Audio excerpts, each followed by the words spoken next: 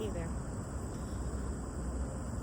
Summer's almost over, and I'm feeling sad. Sad because I feel like there's a part of me that's missed an opportunity to do things in the summer.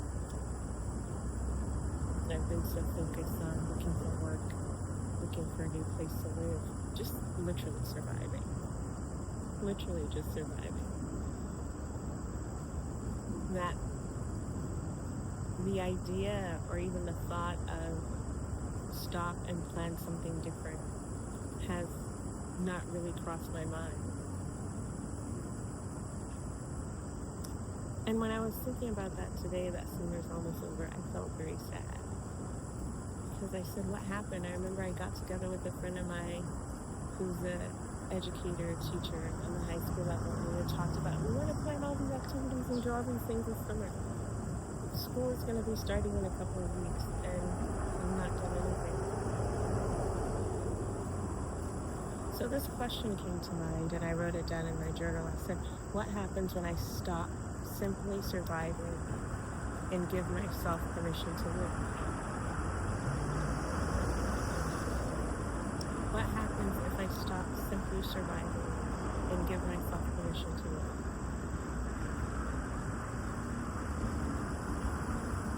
And as I started reflecting and thinking of that, the heaviness that I was feeling that I missed an opportunity to plan and do something for the summer started to disappear. And in my mind was racing with all the different activities I can plan a beach day. I can plan to go to, there's a circus coming to town. I can plan to meet up with friends and simply just enjoy a night out on the town. Tonight somewhere there's going to be live jazz music, so we can just sit outside and listen to music and have a drink and some food. And it made me realize how we are so, myself included, how we are so prone to feeling that we are not deserving of simply giving ourselves permission to live.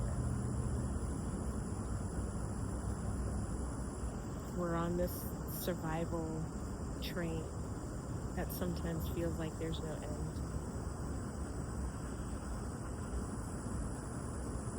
Thriving seems to be something that's not accessible.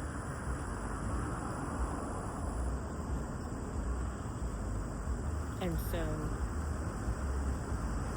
we continue to go with our day-to-day activities, showing up even though we're exhausted. And it made me realize that I need to reframe my mindset about what it means to thrive and understand that thriving doesn't mean that you have a perfect life. It simply means that you're making room for joy, you're making room for rest, and you're making room for connection and the possibility of a fullest expression. And that is really so important. Life isn't meant for us to be in the space of being in constant survival mode because it's not sustainable. It really isn't. If I tell you I am so exhausted, I had to run some errands over today. And between the heat and menopause, I literally, and I find myself doing this more, I literally just found myself just sitting in the car. I think I sat in the car for maybe like an hour because I was just so tired. And the thought of opening the door and stepping out, I just didn't have the energy to do it. And it made me realize that being in that space can be so exhausting. Thriving has to be something that we want to incorporate into our life. We don't have to be in survival mode forever and wait until things are perfect to be able to say that I'm going to make room for joy. I'm going to make room for rest. I'm going to make room for connection. And in that process, hopefully find the fullest expression of who we are and what we want to do.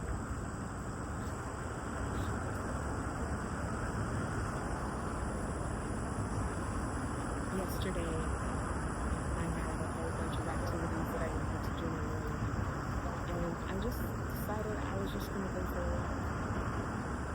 And I remember how relaxed and joyful I felt when I went on this walk, and I walked for, I don't know, a good hour, a lot of these trails in the crossing somewhere in Hollywood. And then I found a big old bench, and I just sat at the big old bench for at least a good hour or so. I lost track of time. And it was just so relaxing to sit there. I'm pretty sure I dozed off there a couple times while I was there. But I remember when I left, I felt this lightness and this euphoria and just being able to, one, sit outside and just be. It's really, really that simple. And what happens when I stop simply surviving and give myself permission to live? This is my life. And I realize that I need to love myself more. Loving myself more means pouring into myself more and being intentional about that. That is the catalyst that will have an impact on self-care. I've talked about this before. All too often when we think about self-care, we're thinking about I need to make payment first, treatment and massage, and all those things are great. All those things are great. I love those experiences. However, when our focus on self-care is looking at those experiences and we look at our wallet and we realize that I don't have the financial means for that experience, we automatically cast ourselves out of that space and believe that self-care is elusive and it's not something that's accessible for us.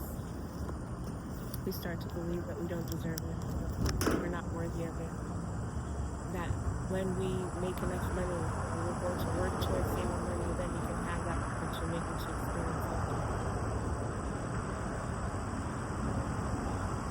I was telling my friends, some friends earlier, I said we need to shift the narrative and think about highlighting different types of experiences that illustrate and demonstrate self-care that in some way has no connection to finances, and simply just turning around and saying, I love myself enough that I want to thrive today. I love myself enough that I'm going to carve out time to do something that brings me joy. A walk in nature is free. Maybe you might not be near any trails, so then walk around your neighborhood. One thing I will tell you, if you don't have one, get a library card. I don't know how it is in different places, but I know that I live in upstate New York. The library card is your pass to so many different experiences. The libraries of today are not the libraries that I remember in my days of high school and also college. Today's libraries have different types of free arts and crafts, activities, opportunities for you to connect with a mix of different people.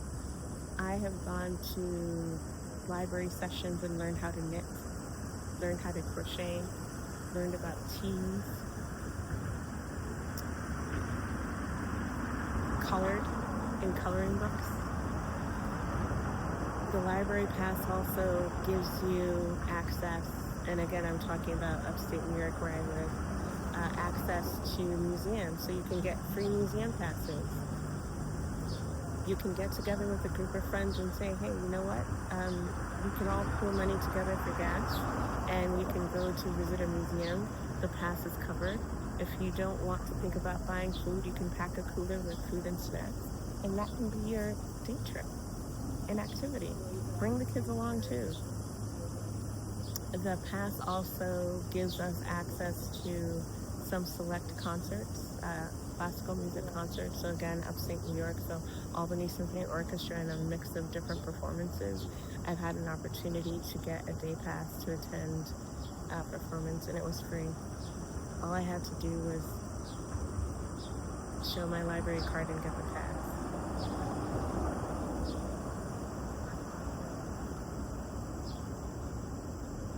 At some point, thriving becomes possible only because you want it. I know you don't want to continue to live in the space that you're in, day to day, stressed, filled with anxiety, worried about what's going to come next.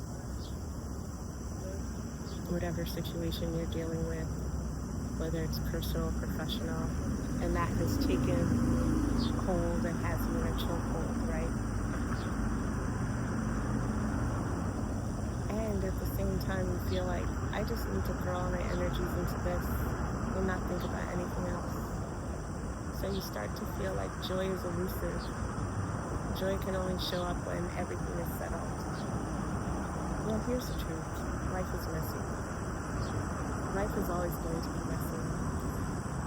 And sometimes in those messy moments, what I'm realizing, that is a time that we're supposed to be pouring into ourselves. That is the time that we're supposed to be carving out more time to love ourselves. That is the time that we're supposed to be looking around and saying, what am I going to do for myself today? Even though you have that laundry list of things that has to be done, it's going to be done. Maybe you might have to delegate that to other people as well. But in this moment, what are you going to do for yourself today?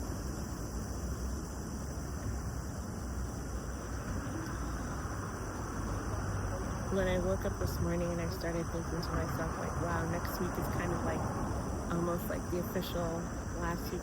No, I don't think it's the last week of summer.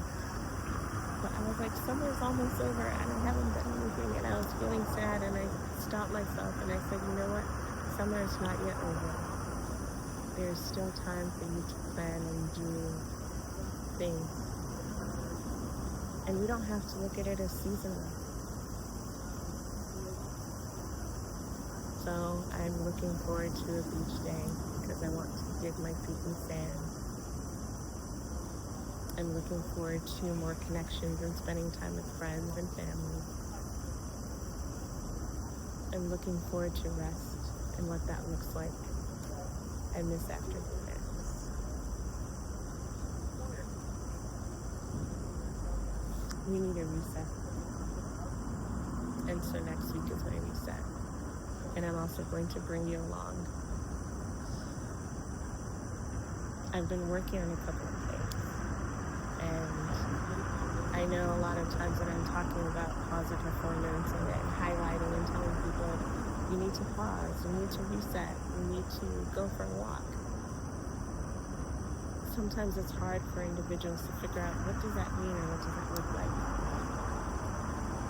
So one of the things that I've been working on and I'm super excited about is I want to gift everyone an opportunity to join me along on this reset.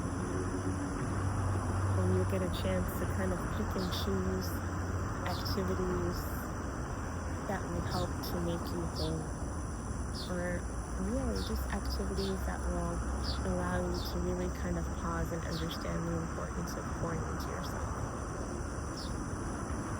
Sometimes all you need is 5 minutes. You can find 5 minutes. You are deserving of an opportunity to rest. You are deserving of an opportunity to pour into yourself. You are deserving of an opportunity to reimagine what self-love and self-care looks like. Not because you've earned it, but because you just earned it. And I always say that sometimes doing it alone can make you feel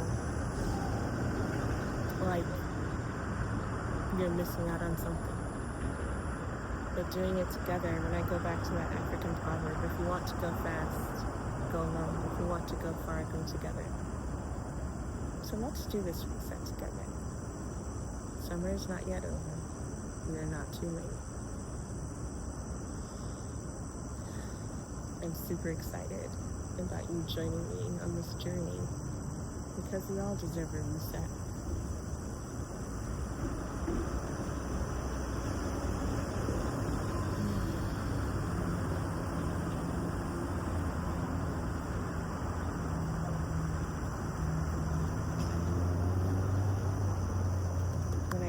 to that question that I shared with you earlier. What happens when I stop simply surviving and give myself permission to live? You'll find yourself. You'll find yourself.